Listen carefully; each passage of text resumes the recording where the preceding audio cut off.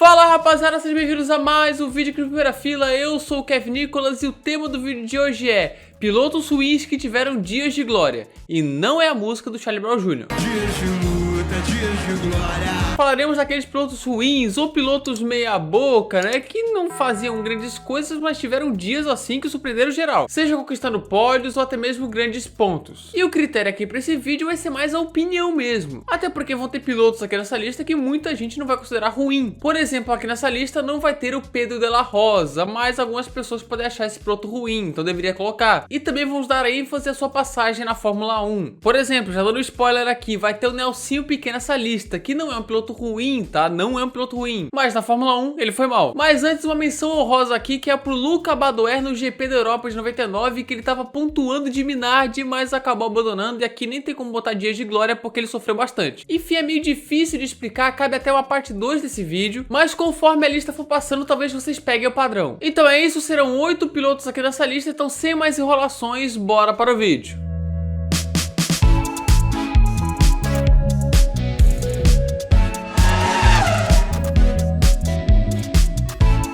Começando a lista, vamos de Verstappen. Mas não é o Supermax que está doutrinando a Fórmula 1 hoje, e sim o Verstappen pai. Tamo junto aí, Damoran. E galera, assim, o Jos Verstappen não é de fato um piloto horroroso. Porém, bom ele não era, mal conseguia ser mediano.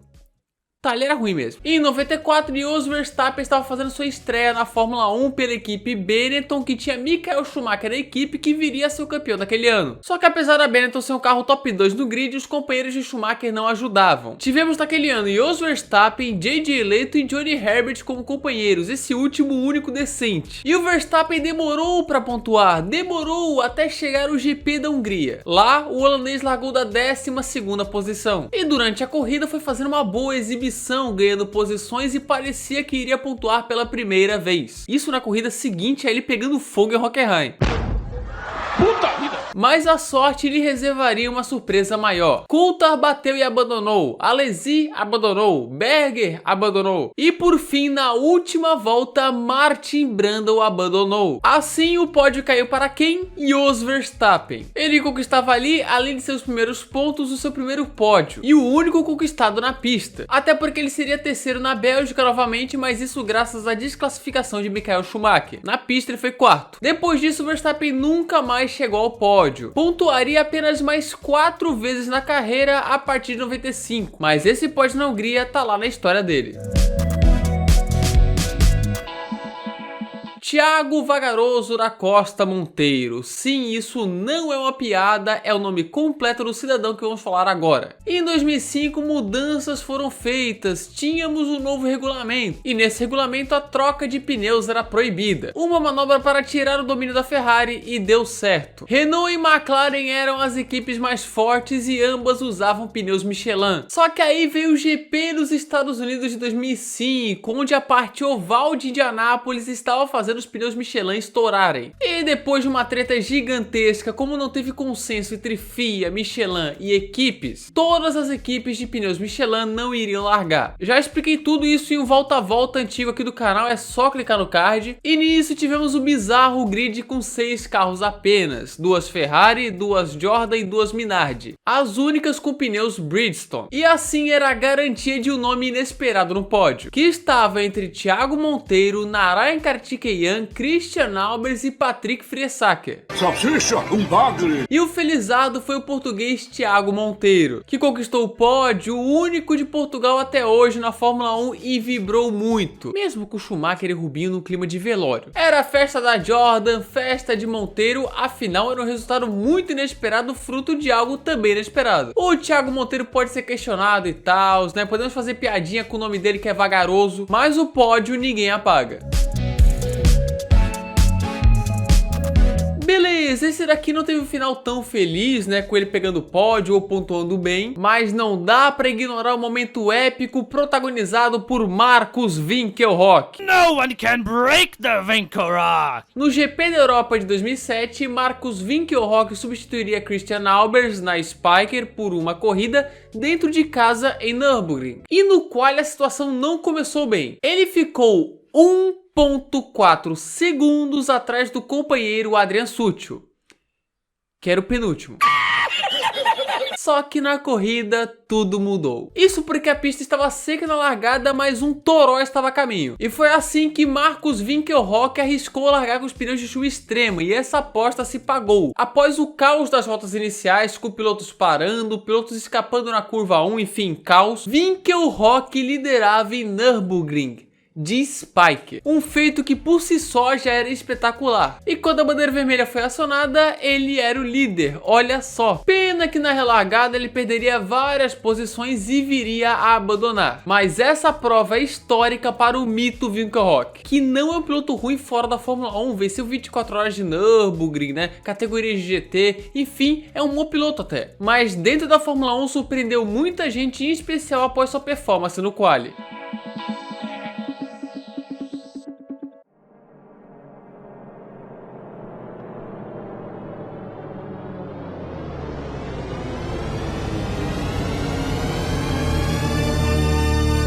Gente, vamos falar dele.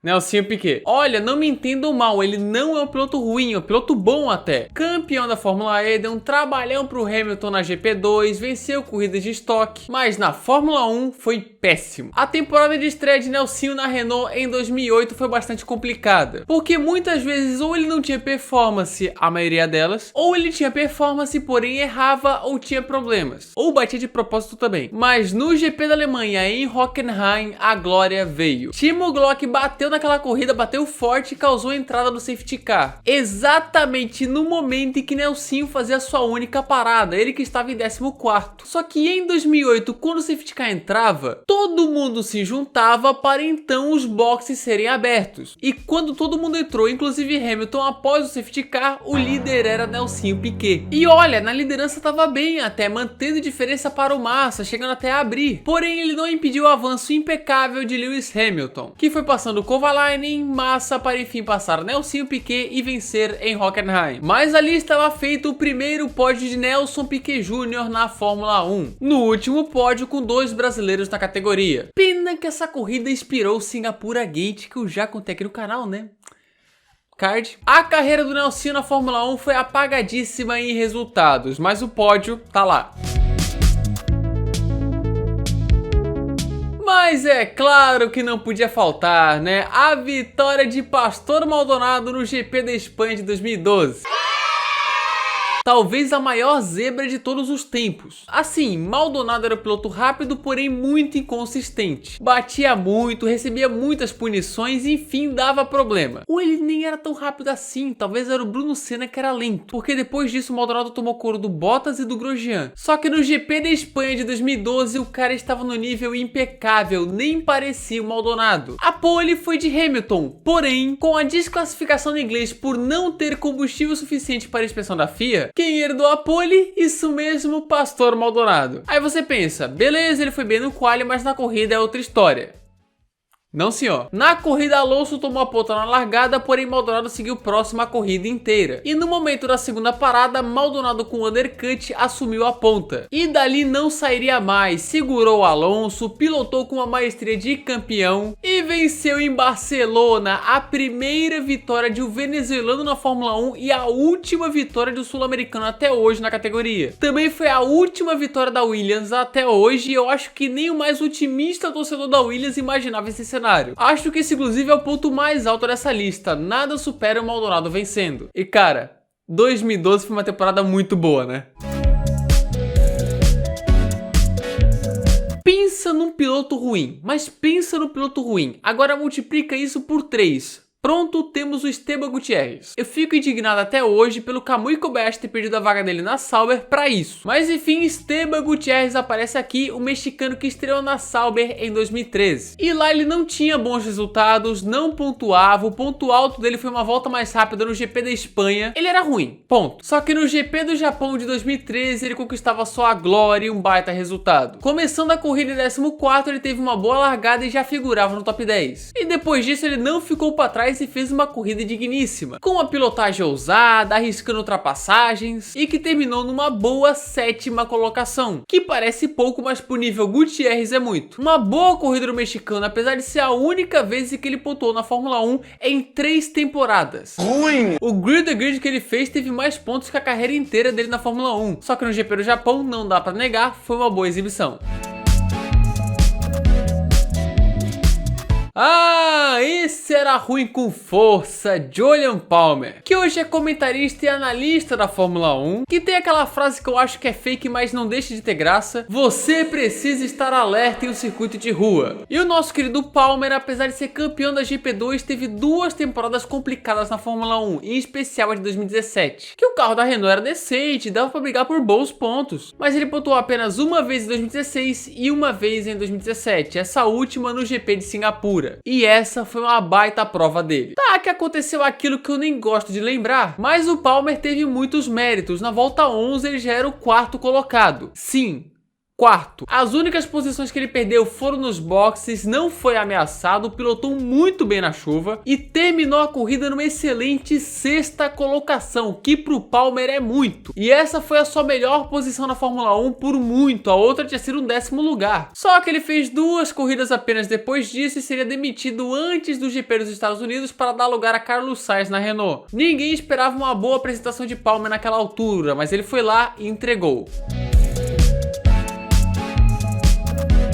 Para fechar o vídeo temos ele, a lenda, o mito, Nicolas Goltifi. O nosso canadense favorito não é lá um piloto de muito talento, bem abaixo até, mas tinha alguns dias em que ele estava bem. Um deles foi o GP da Hungria de 2021, que encerrou o jejum de pontos da Williams que durava desde 2019. Aquela corrida eu não preciso falar nada. Foi com pista molhada no começo, teve o strike do Bottas, o Hamilton largando sozinho, e foi nessa hora do Hamilton largando sozinho que o Latifi foi parar em, se preparem, 3º lugar. Sim, o Latifi estava no pódio.